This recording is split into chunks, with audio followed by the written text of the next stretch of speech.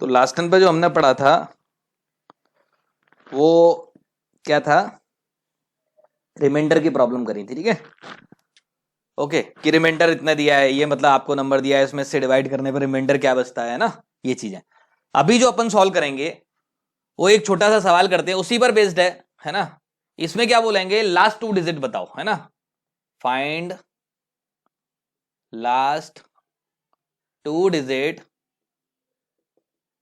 है ना, ऑफ किसकी, of 17 raise to power 10। Okay,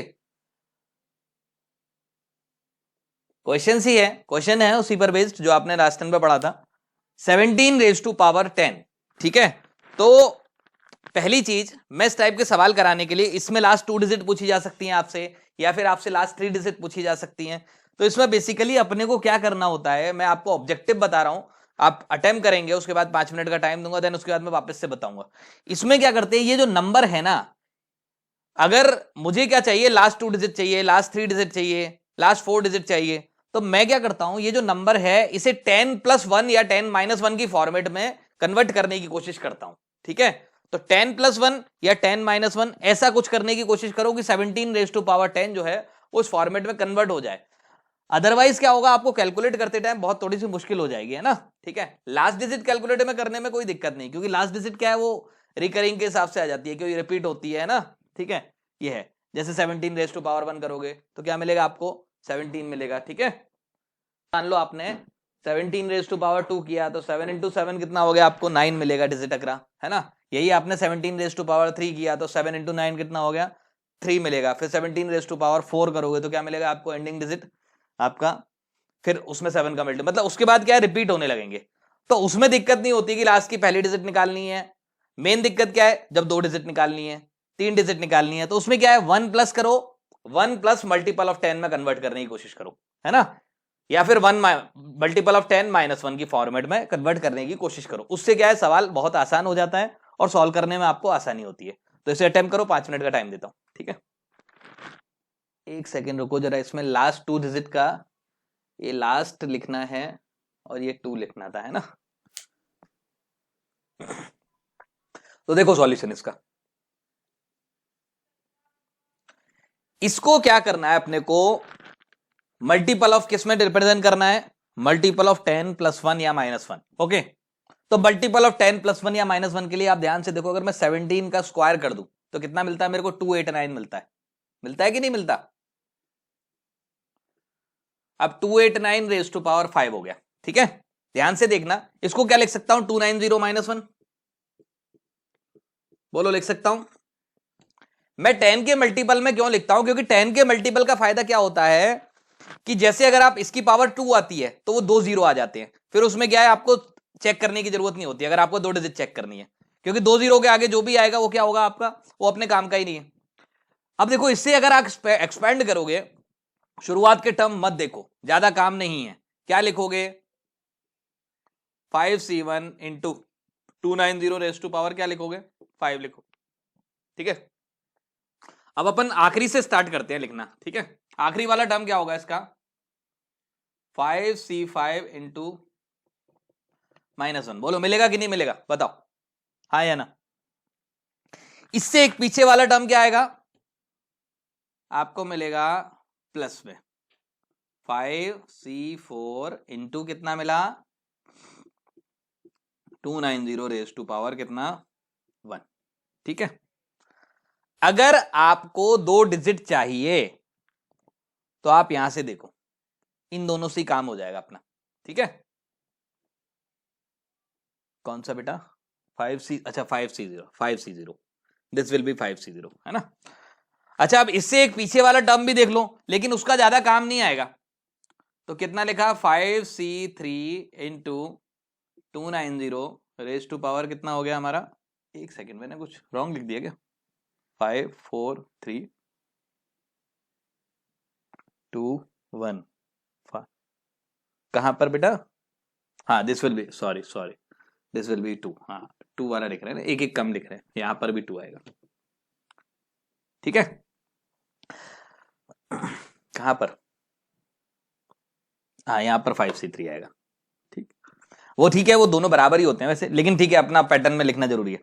अब देखो अगर आपको 2 डिजिट चाहिए आखिरी की, काम की चीज क्या है, मैं इससे पीछे वाला टर्म क्यों नहीं देखने की कोशिश कर रहा हूं, क्योंकि इसके पीछे जो भी होंगे वो सब क्या होंगे बताओ, मल्टीपल ऑफ 1000 होंगे कि नहीं होंगे, बोलो अगर मुझे 3 डिजिट चाहिए तो बताओ, हाँ या ना, जल्दी बोलो। अगर मैं इसके पीछे वालों की, अगर मुझे 3 डिजिट चाहिए तो मैं ये 1 2 3 नंबर देखूंगा, लेकिन अगर मुझे 2 डिजिट चाहिए तो मैं क्या देखूंगा, ये वाले जो नंबर हैं सिर्फ ये 2 नंबर देखूंगा। क्यों, क्योंकि ये वाला नंबर क्या होगा, 100 का मल्टीपल होगा, तो इसका तो साइन में इंपार्ट होगा नहीं। मतलब बेसिकली अगर मुझे 2 डिजिट चाहिए तो मैं खाली ये 2 टर्म देखूंगा, क्योंकि इससे पीछे वाले सारे क्या होंगे, 100 के मल्टीपल होंगे। ओके, समझ गया कि नहीं समझे, बोलो हाँ या ना। तो अगर मुझे 2 डिजिट चाहिए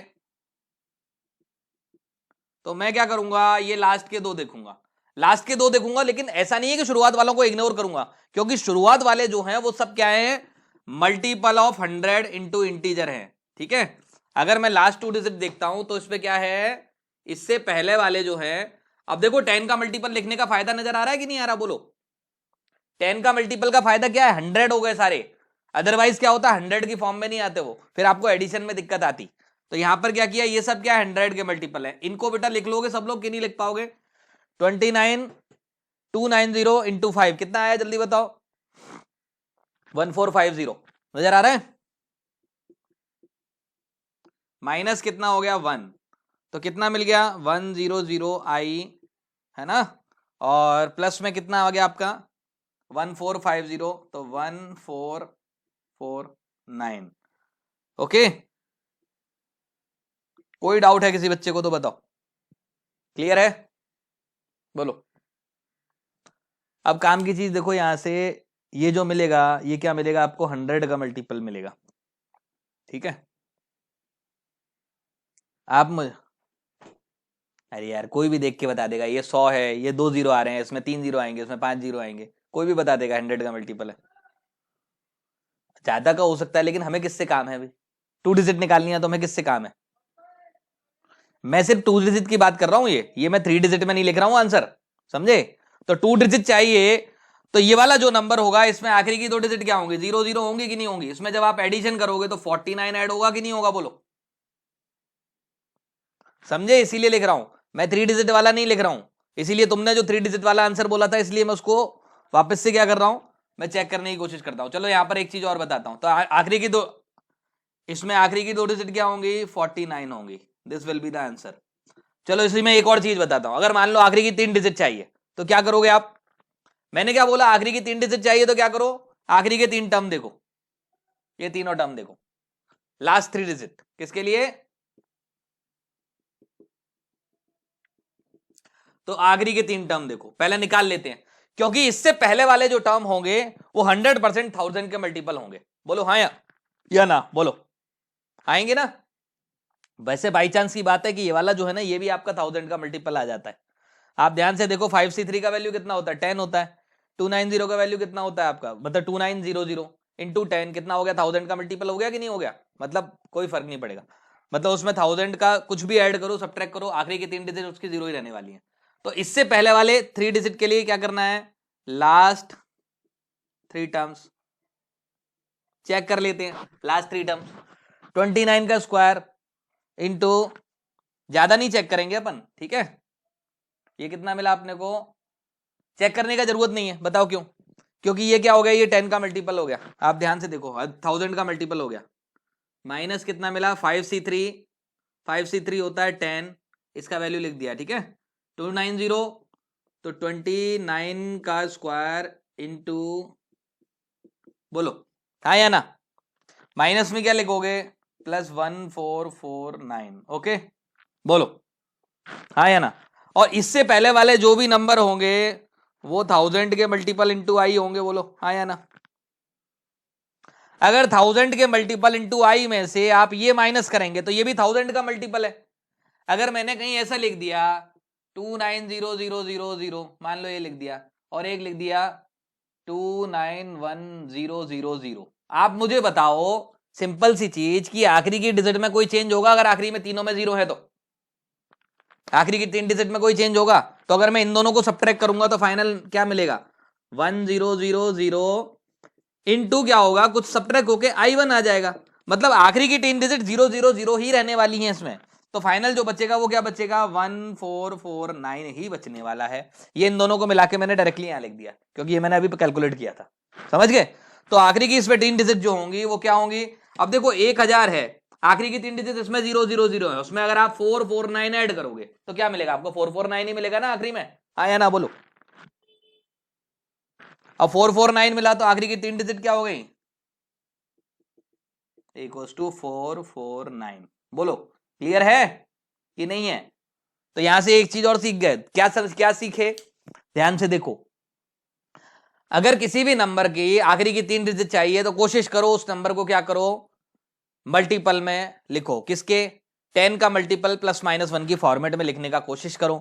जैसे ही ऐसी कोशिश कामयाब हो जाए उसके बाद अगर आपको मान लो लास्ट की 1 डिजिट चाहिए, तो 1 डिजिट वाला तो कोई दिक्कत होता ही नहीं है, क्योंकि वो तो रिपीटेशन से ही आ जाता है। लेकिन 2 डिजिट चाहिए तो आखिरी के 2 टर्म देखो। अगर आपको 3 डिजिट चाहिए तो आखिरी के 3 टर्म देखो। ध्यान रखना, कभी कभी गलती भी होती है। मान लो ऐसा, अगर ये टर्म का वैल्यू कुछ आ जाता, मान लो इस टर्म का वैल्यू 2000 आ जाता, या 2000 मान लो 2000, या फिर ऐसा बोलूं 2457 आ जाता मान लो, तो उस केस में क्या है, ये नेगेटिव के साथ मिलता।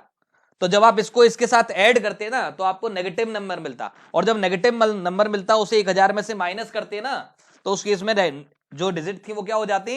ये 9 वाली जगह पर क्या आता? 1 आता। यहां पर कितना आता? 5 आता। यहां पर कितना आता? 4 आता।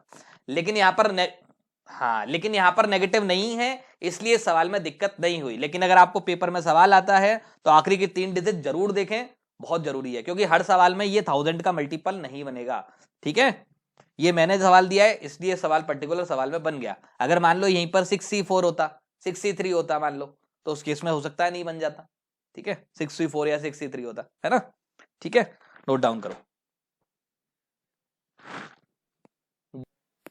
हाँ, तो इसी पर बेस्ड एक छोटा सा क्वेश्चन है।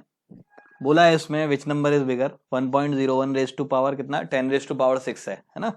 And this is what? 10,000। ठीक है, जल्दी से ट्राई करो और बताओ मेरे को कितना आएगा। ठीक, कौन सा बड़ा है? 3 मिनट का टाइम। एक और सवाल लिख देते हैं।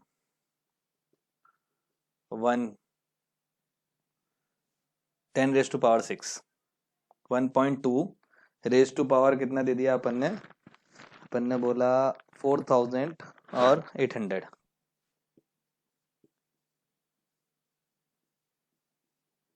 इसमें बताना है अपने को विच वन इज बिगर।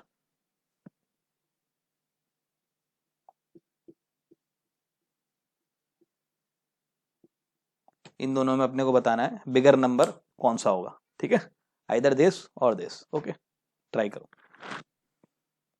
इतना कॉम्प्लिकेटेड है क्या? देखो सॉल्यूशन कितना आसान तो सवाल है। ध्यान से देखो, इसे जरा एक्सपेंड करने की कोशिश करो। 1.1 + 0.01 लिख दो। बोलो लिख सकता हूं? 1 2 3 4 5 6 एक्सपेंड कर दो इसे, तो क्या मिलेगा? ठीक है, 10 raise to power 6 C0 into क्या लिखोगे? 0.01। बोलो हाँ या ना। इंटू 0.01 तो आएगा ही नहीं, वो तो उसकी पावर 0 आएगा। प्लस क्या मिलेगा? 10 रेज टू पावर 6 C1। बोलो हाँ या ना, लिखोगे? इंटू क्या लिखोगे? 0.01। बस आगे मत लिखो, हो गया सवाल। बचपन में पढ़ा ये 10 रेज टू पावर 6 C1 किसके इक्वल होता है? 10 रेज टू पावर 6 के इक्वल होता है कि नहीं होता? बोलो। और 10 रेज टू पावर 6 में 10 रेज टू पावर ये क्या है? 0.01 मतलब 10 रेज टू पावर -2। अगर इन दोनों का मल्टीप्लाई किया तो कितना मिला? 10,000 मिला कि नहीं मिला? अरे कहां से आए हो तुम? 1 लाख आ रहा है क्या? अच्छा अच्छा, 1 लाख आ गया, सही कह रहा हूँ। 1 लाख आ रहा है।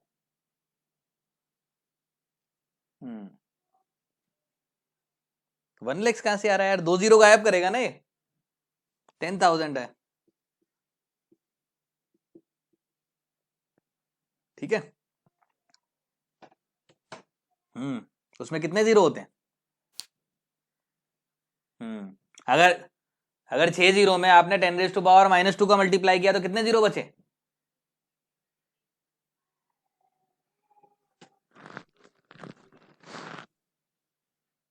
तो ये कितना मिला अपने को 10,000। तो ध्यान से देखो, सवाल को ध्यान से करो, इसीलिए ज्यादा खुश हो गए, ठीक है, जल्दी आने पर। तो 10,000 प्लस 1 कितना हो गया? डेफिनेट बात है, ये नंबर जो होगा वो ग्रेटर देन क्या हो गया? तो ये वाला नंबर जो है, दिस नंबर इज बिगर, तो 1.01 raise to power greater than, ठीक है, 10,000। सिंपल सा सवाल था। 1 2 3 4 हो गया नीचे वाला, सिंपल सवाल है। इसे लिख दो 1 plus 0.2 raise to power, expand कर दो 1 plus 4000 into 0.2 plus dot dot dot. तो जैसे ही आप देखोगे तो ये किसके इक्वल आ गया? This will be equal to what? 1 plus 800, है ना? प्लस डॉट डॉट डॉट तो आता रहेगा, मतलब ये जो नंबर हो गया वो 800 से बड़ा हो गया। सवाल खत्म हो गया। चमका नहीं चमका बोलो सबको? एक लाइन का सवाल था, दो छोटे छोटे तो सवाल है, ठीक है। चलो अब इसके बाद अपन नई चीज पढ़ते हैं, न्यूमेरिकली ग्रेटेस्ट टर्म, है ना। अब उसी में न्यूमेरिकली ग्रेटेस्ट में अपन क्या करेंगे? और एल्जेब्रिकली ग्रेटेस्ट करेंगे, है ना, ठीक है। तो पहले अपन सीधे से सवाल करना सीखेंगे, बाकी उसमें टाइम पास जो है, प्रूफ जो है वो बाद में देखेंगे। पहले सवाल करना सीखेंगे, क्योंकि सवाल करने में, नहीं तो क्या होता है प्रूफ के चक्कर में फिर बच्चे क्या है, सवाल करना भूल जाते हैं, है ना। तो अपने को सवाल करना मेन सबसे बड़ी चीज है।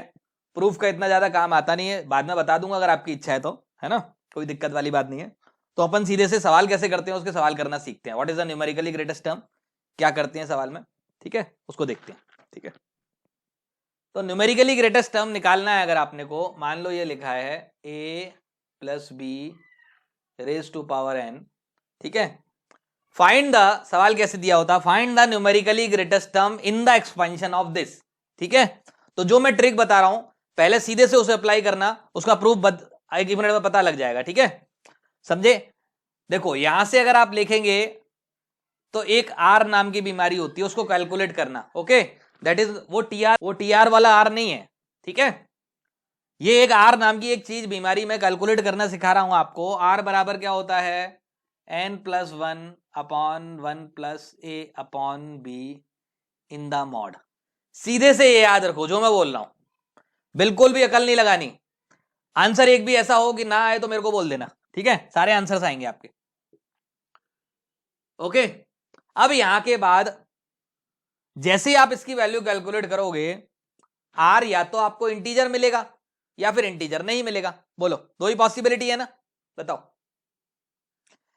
अगर इंटीजर मिलेगा तो क्या करना है, इंटीजर नहीं मिलेगा तो क्या करना है। तो यहां पर सिंपल सी चीज अपन दो केस में देखते हैं। अगर r does not belongs to integer, ठीक है, अगर r does not belongs to integer है तो क्या लिखेंगे? t times greatest integer of r plus 1 is numerically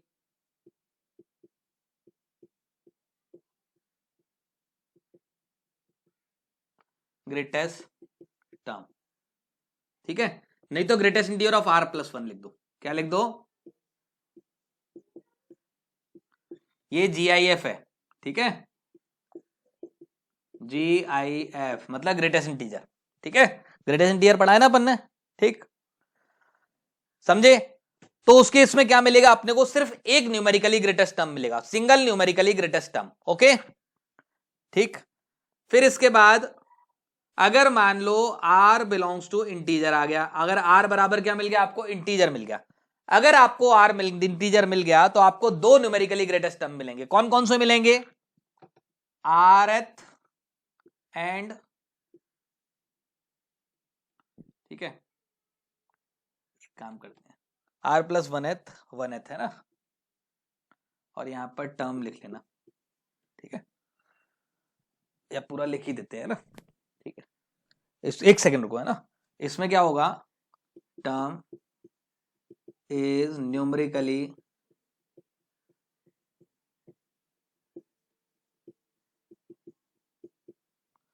और इस वाले केस में क्या होगा अपना? rth टर्म होगा and r plus 1th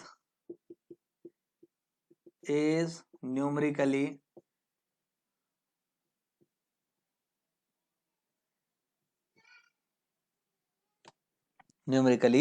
greatest.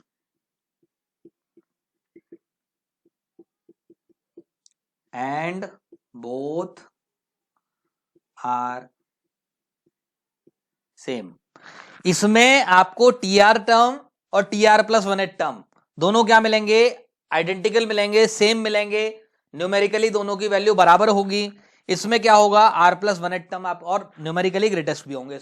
इसमें क्या होगा? आर प्लस 1 टर्म, एक सिंगल टर्म मिलेगा. इसमें दो टर्म आपको ग्रेटेस्ट मिलेंगे और दोनों की वैल्यू न्यूमेरिकली बराबर होगी. मैग्नीट्यूड दोनों का बराबर होगा. ऐसा हो सकता है किसी एक का साइन नेगेटिव हो, किसी एक का साइन पॉजिटिव हो. अब सुनने वाली बात क्या है? पैटर्न अपने को याद रखना है. क्या पैटर्न होता है बताया था बाइनोमियल का, एक्सपेंशन का? या तो ये टाइप का पैटर्न रहेगा या फिर क्या रहेगा, या फिर बोला यही टाइप का पैटर्न रहेगा. ठीक है, तो पैटर्न अपने को याद रखना है. मेन इंपॉर्टेंट चीज ये है. क्लियर है? अगर आपको बोला कि न्यूमेरिकली ग्रेटेस्ट टर्म ये है, मान लो, और ये वाला पैटर्न कौन सा है? जिसमें एक न्यूमेरिकली ग्रेटेस्ट मिल रहा है. इसमें क्या है? इस वाले में दो न्यूमेरिकली ग्रेटेस्ट टर्म मिलेंगे. मतलब इस वाले की नहीं, मतलब दो न्यूमेरिकली ग्रेटेस्ट में क्या होगा? दो टर्म आपके साथ में हो जाएंगे. ठीक है, अब देखो इसमें क्या है, अगर आपको बोला, मान लो न्यूमेरिकली ग्रेटेस्ट बोला, दैट इज द इंपॉर्टेंट, वो कुछ नहीं है. लेकिन अगर बोला कि सेकंड न्यूमेरिकली ग्रेटेस्ट टर्म निकालो, मान लो न्यूमेरिकली ग्रेटेस्ट टर्म से जस्ट छोटा वाला टर्म निकालो, तो या तो इधर वाला टर्म होगा या फिर इसके इधर वाला टर्म होगा. समझ गए? मतलब अगर आपको न्यूमेरिकली ग्रेटेस्ट से जस्ट छोटा टर्म चाहिए, उससे जस्ट छोटा वाला, तो या तो ये वाला टर्म आएगा या फिर ये वाला टर्म आएगा. उसमें क्या करना पड़ेगा आपको? सबसे बढ़िया तरीका क्या होता है? इन दोनों का रेशियो ले लो. रेशियो से पता लग जाएगा. अगर मान लो दिस अपॉन दिस लिया और वो 1 से बड़ा आ गया, तो आप क्या बोलेंगे? ये टर्म बड़ा है. दिस अपॉन दिस लिया और ये 1 से छोटा आ गया, तो क्या बोलेंगे? ये टर्म क्या है आपका? छोटा है. समझ गए? बोलो. तो बाइनोमियल का पैटर्न, बाइनोमियल में कभी भी जिगजैग पैटर्न नहीं मिलता. या तो क्या मिलता है आपको? थ्रू आउट इंक्रीजिंग मिलेगा, थ्रू आउट डिक्रीजिंग मिलेगा, नहीं तो इंक्रीज होकर डिक्रीज हो जाता है ना. ऐसे पैटर्न जनरली मिलते हैं. बाइनोमियल में ये पैटर्न कभी भी नहीं मिलता. ठीक है, ये पैटर्न कभी नहीं मिलेगा कि ये पहला वाला टर्म छोटा, फिर बड़ा, फिर छोटा, फिर छोटा, फिर बड़ा, है ना. तो ये पैटर्न जनरली बाइनोमियल में नहीं मिलता. और ये जो चीज आती है, इसका प्रूफ आपकी इच्छा है तो मैं आपको बता सकता हूं, लेकिन अभी थोड़ी देर में बताऊंगा. ठीक है, पहले इसके सम्स करेंगे, उसके बाद अपन इसके बारे में देखेंगे. ठीक है, ध्यान रखना है, आर का वैल्यू कैलकुलेट करो. आर बराबर क्या है? N plus 1 upon 1 plus A upon B. ठीक है, A upon B in the magnitude, modulus है. ठीक है, मॉड लगाए और सीधे से इसका वैल्यू कैलकुलेट करो. आर का वैल्यू अगर, अब एग्जांपल देख लो चलो साथ में. ठीक है, लो यहां पर एग्जांपल देखो. ठीक है, मान लो आपको बोला कि 2 + 3 रेज़ टू पावर 5, है ना. मान लो बोला इसमें क्या करो? न्यूमेरिकली ग्रेटेस्ट टर्म निकालो. ठीक है, तो सबसे पहला काम आप आर कैलकुलेट करो. आर बराबर कितना मिला? 5 + 1 अपॉन में कितना हो गया तो बताओ? 1 प्लस ए अपॉन बी. 2/3 का मॉड क्या हो गया? 2/3 हो गया. ठीक है, कितना कैलकुलेट होकर आया जल्दी से बताओ? 2 + 3 कितना हो गया? 5. तो 5 × 3 6 × 3/5 कितना मिला जल्दी से बताओ? 6 × 3 कितना हो गया? 18. 18/5 मतलब कितना हो गया? 3 पॉइंट कितना हो गया आपका? 6, है ना. बोलो आर का वैल्यू क्या मिला? इंटीजर मिला कि नहीं मिला? बोलो. नहीं मिला. मतलब कौन सा टर्म न्यूमेरिकली ग्रेटेस्ट होगा? एन जी, न्यूमेरिकली ग्रेटेस्ट टर्म कौन सा टर्म होगा? T 3.6 in the greatest integer plus 1. कितना हो गया? टी 3 + 1 = 0. और आप चाहो तो इसका एक्सपेंशन करके देख लो, आपको तुरंत पता लग जाएगा. आपका T3+ मतलब टी फोर्थ टर्म जो होगा वो न्यूमेरिकली ग्रेटेस्ट टर्म होगा. और फोर्थ टर्म आप कैलकुलेट करना जानते हो, उसको मुझे सिखाने की जरूरत नहीं है. ठीक है, नोट डाउन करो. इसमें लिख लेना भाई, n belongs to natural number है. ठीक है,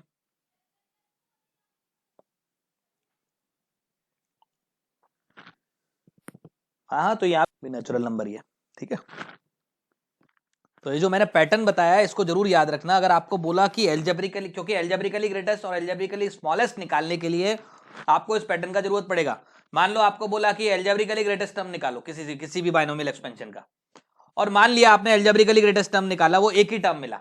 क्या मिला आपको? न्यूमेरिकली. सबसे पहला काम क्या करेंगे? न्यूमेरिकली ग्रेटेस्ट निकालेंगे. और मान लो सिंगल टर्म आपको मिला खाली. क्या मिला आपको? If you have got the only single term.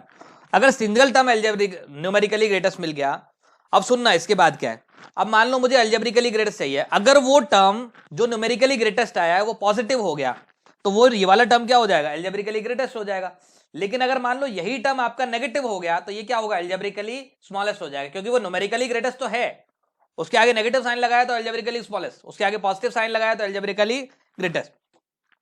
फिर भी अगर मान लो आपको बोला कि भाई एल्जेब्रिकली ग्रेटेस्ट टर्म निकालो, और मान लिया ये वाला टर्म क्या आ गया आपका, नेगेटिव आ गया, ये टर्म क्या आ गया आपका, नेगेटिव आ गया, तो अपन क्या करेंगे, इसके आसपास वाले जो टर्म है ना उनको देखेंगे, क्योंकि देखो अगर ये नेगेटिव है, जनरली बाइनोमियल में क्या होता है, अगर बीच में नेगेटिव साइन आ रहा है तो अल्टरनेट साइन चलता है, प्लस माइनस प्लस, तो अगर ये नेगेटिव है तो इसके आसपास वाले दोनों क्या होंगे, पॉजिटिव होंगे, और अगर इसके आसपास वाले दोनों पॉजिटिव हैं तो इसका मतलब क्या है कि इन दोनों में से जो ग्रेटेस्ट होगा that is the greatest term algebraically.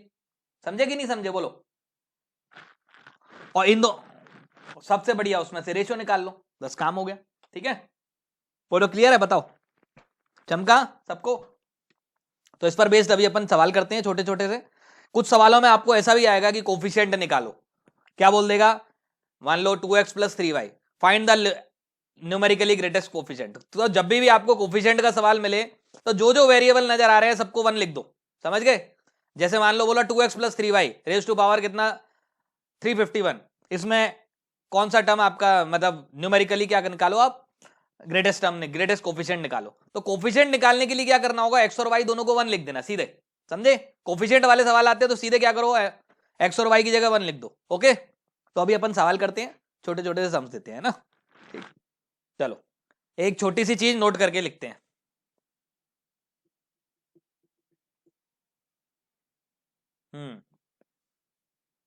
हाँ एनसीआर वाला, हाँ देखो अब शांत रहो, ठीक है।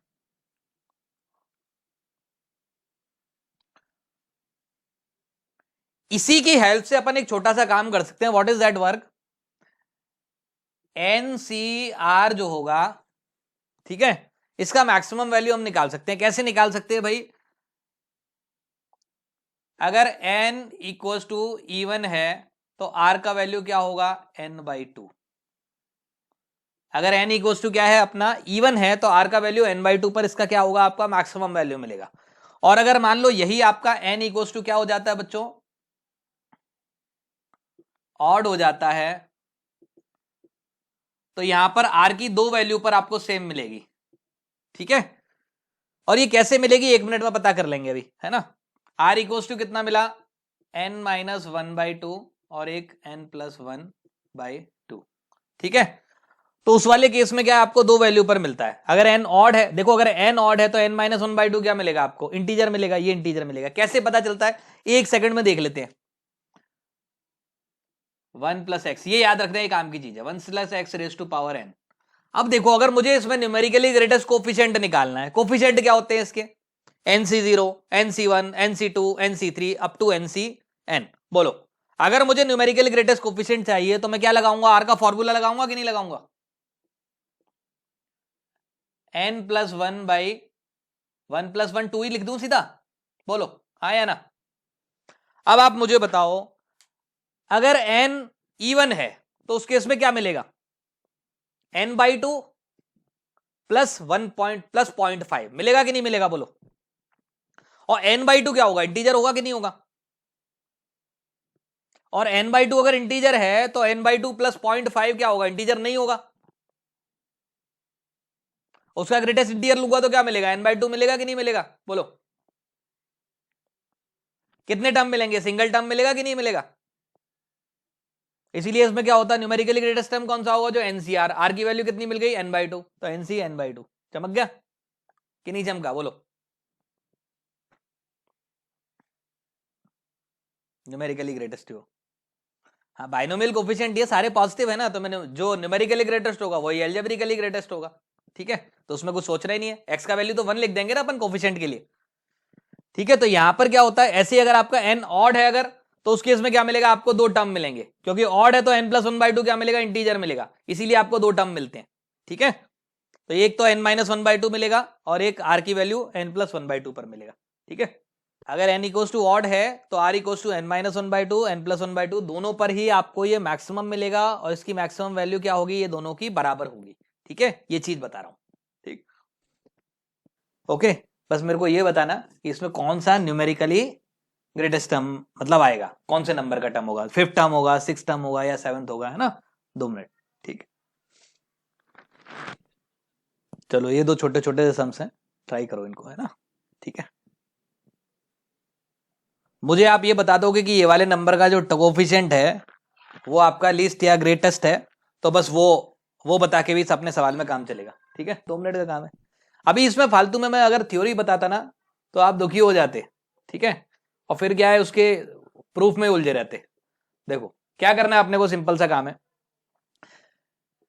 एन सबसे पहली चीज कोफिशिएंट निकालना है, तो एक्स की जगह क्या लिखना है अपने को, 1 लिख देना है, ओके। तो 21 + 1 डिवाइडेड बाई 2, तो आर का वैल्यू कैलकुलेट किया, कितना मिला अपने को, 1 + 3, एक्स की जगह 1 लिख दिया, डिवाइडेड बाई 2 मॉड, ठीक है। कितना आ गया ये आर का वैल्यू कैलकुलेट होकर, जल्दी बताओ। 8 पॉइंट समथिंग आया, 8.8 है ना, 8.8 आ गया। अब जैसे ही 8.8 आ गया तो अपने को कितने न्यूमेरिकली ग्रेटेस्ट टर्म मिलेंगे बताओ, न्यूमेरिकली ग्रेटेस्ट। अब मुझे कोफिशिएंट चाहिए, तो जो जो न्यूमेरिकली एक्स का वैल्यू 1 लिख दिया, तो जो न्यूमेरिकली ग्रेटेस्ट होगा वही आपका क्या हो जाएगा, आपका जो मतलब टर्म होगा वही आपका कोफिशिएंट हो जाएगा, ठीक है। तो यहां पर जब आप लिखोगे तो T 8.8 in the greatest integer plus 1 at term, कितना हो गया, T9, मतलब 9 टर्म हैज न्यूमेरिकली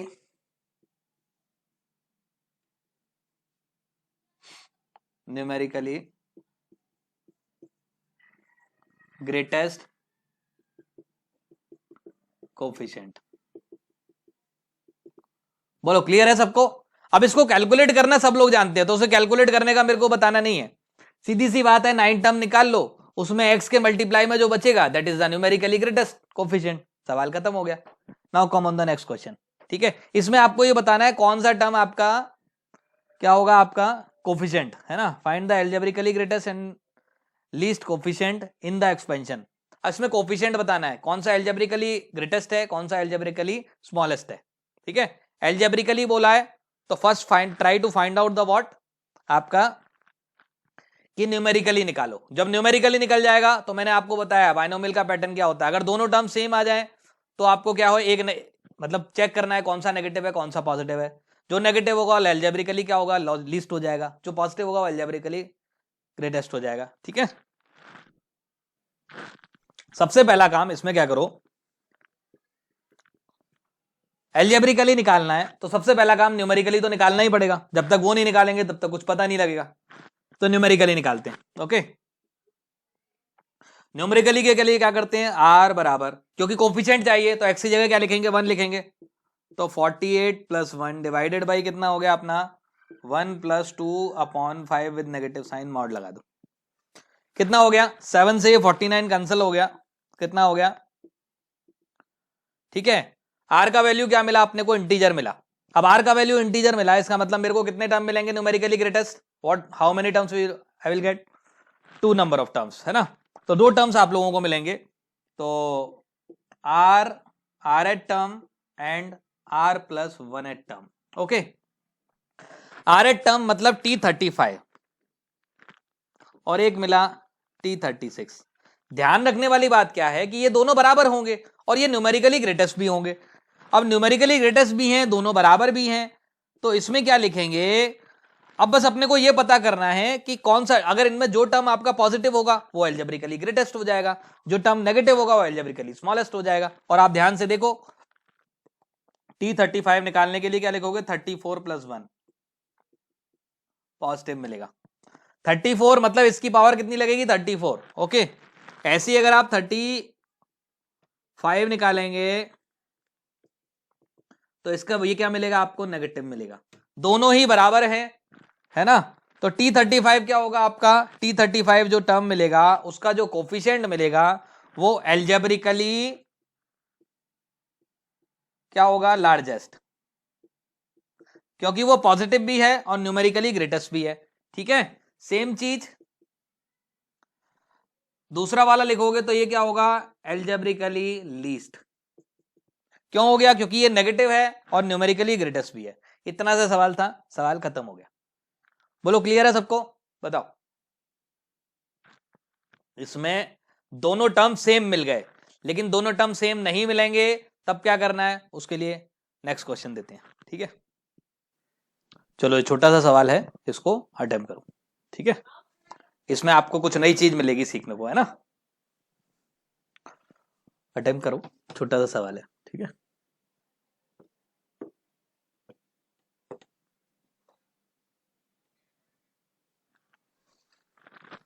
कौन सा बेटा?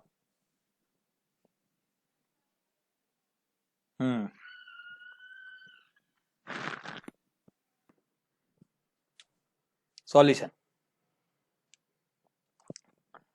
Find the greatest and the least term. तो न्यूमेरिकली जो ग्रेटेस्ट है वो निकालते हैं पहले। न्यूमेरिकली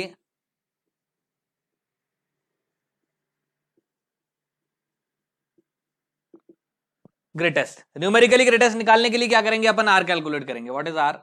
आर कितना मिला? 11 + 1 divided by 1 + 7 upon 5 into X का वैल्यू कितना है? 2/3। कैलकुलेट किया, कितना आ रहा है यार, बताओ कितना आ रहा था आर का वैल्यू, जल्दी बताओ। कैलकुलेट किया कुछ तो, 3 पॉइंट में कितना आ रहा था ये बताओ। 3.87, बस 3.8 तक छोड़ दो, बस ज्यादा आगे काम नहीं है ना। 3.8 आ रहा है, मतलब एक न्यूमेरिकली ग्रेटेस्ट टर्म मिल रहा है। तो कौन सा टर्म होगा न्यूमेरिकली ग्रेटेस्ट?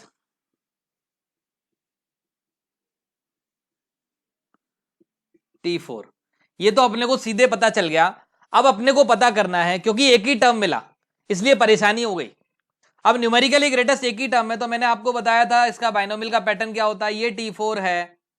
ठीक है, तो इससे जस्ट छोटा न्यूमेरिकली ग्रेटेस्ट क्या होगा बताओ, T3 होगा या फिर T5 होगा। अब अगर ये न्यूमेरिकली ग्रेटेस्ट है, और आप ध्यान से देखो, अगर आप 4 टर्म निकालेंगे T4, वो क्या मिलेगा आपको, 11C3 इंटू 7⁻11-3 इंटू क्या लिखोगे, -5x। ठीक है, रेज टू पावर कितना, 3। बोलो लिखोगे कि नहीं में लिखोगे? नेगेटिव मिला पॉजिटिव मिला बताओ?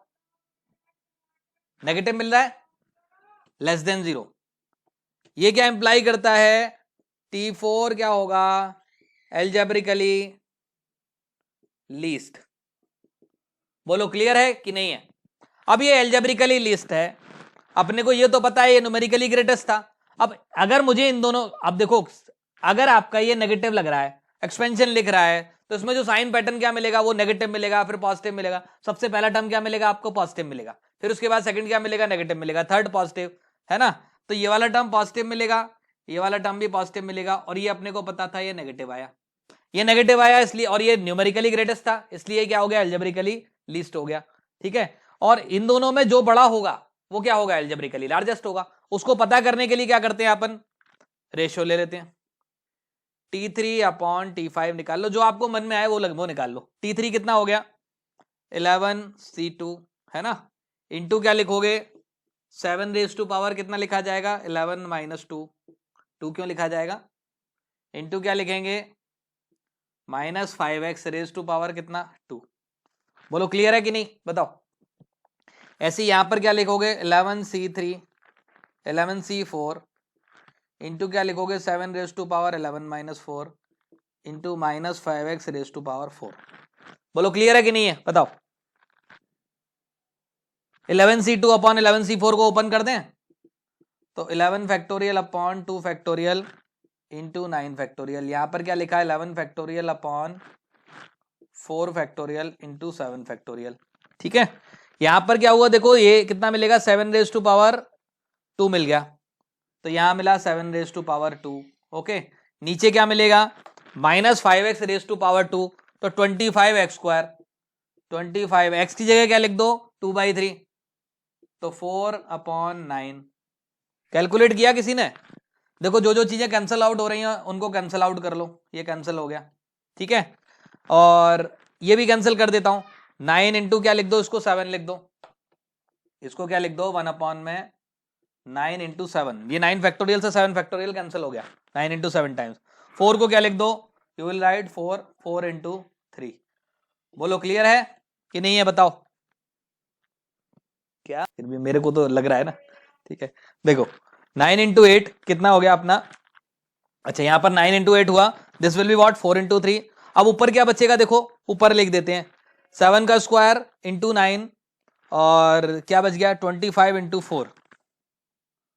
7 का स्क्वायर कितना हो गया 49 हो गया, इंटू 9 डिवाइडेड बाई कितना 25, तो 100 लिख देता हूं। ठीक है, चलो 25 इंटू 4 ही लिखा रहने देता हूं। तो देखो ये 4 से ये वाला 4 शहीद हो गया, इस वाले 9 से ये वाला 9 शहीद हो गया। ठीक है, तो क्या बच गया अपना 25 इंटू 8, 49 इंटू 3 कितना हो गया 147 डिवाइडेड बाय कितना 200, और मेरे ख्याल से लेस देन 1। इसका मतलब कौन सा बड़ा है, T3 बड़ा है या T5 बड़ा, तो T5 क्या हो गया बड़ा आ गया, तो T5 एल्जेब्रिकली बड़ा है इस और पॉजिटिव है, तो T5 क्या हो गया अपना एल्जेब्रिकली ग्रेटेस्ट। ठीक है,